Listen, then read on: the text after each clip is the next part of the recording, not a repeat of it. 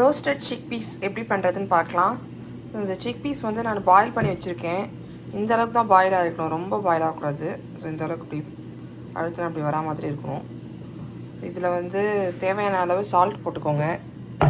கொஞ்சம் salt extra போட்டால் நல்லா தான் இருக்கும்.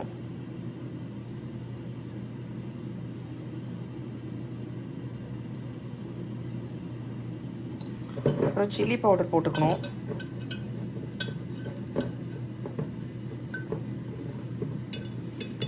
காரம் நான் கொஞ்சம் கம்மியாக தான் போட போகிறேன். உங்களுக்கு காரம் எவ்வளோ வேணுமோ அதுக்கேற்ற மாதிரி போட்டுக்கோங்க.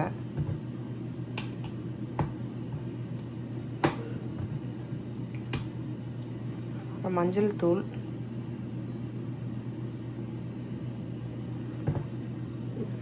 கார்லிக் பவுடரும் வச்சுருக்கேன். கார்லிக் பவுடர் இருந்துச்சுன்னா போட்டுக்கோங்க, இல்லைன்னா ஓகே.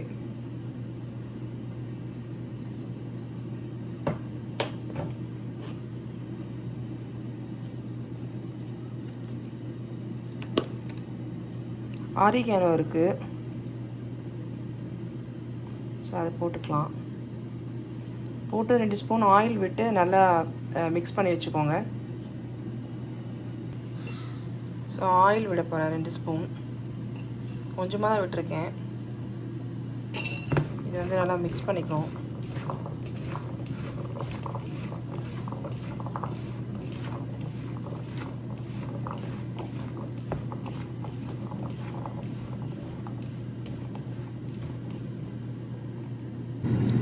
நான் 350க்கு ப்ரீ ஹீட் பண்ணி வச்சுருக்கேன் ஏர் ஃப்ரையரை.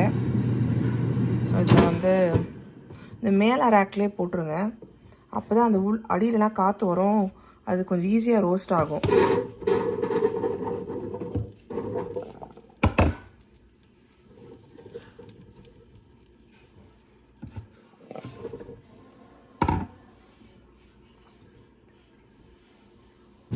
நான் வந்து 20 மினிட்ஸ் ஃபஸ்ட்டு செட் பண்ண போகிறேன்.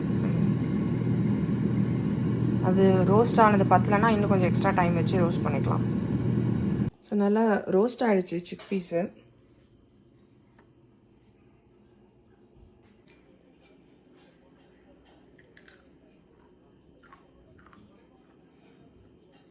எப்படி இருக்கு நவ்யா? நல்லா இருக்கா? ஆமாம். தேங்க்ஸ் ஃபார் வாட்சிங். Please like and subscribe.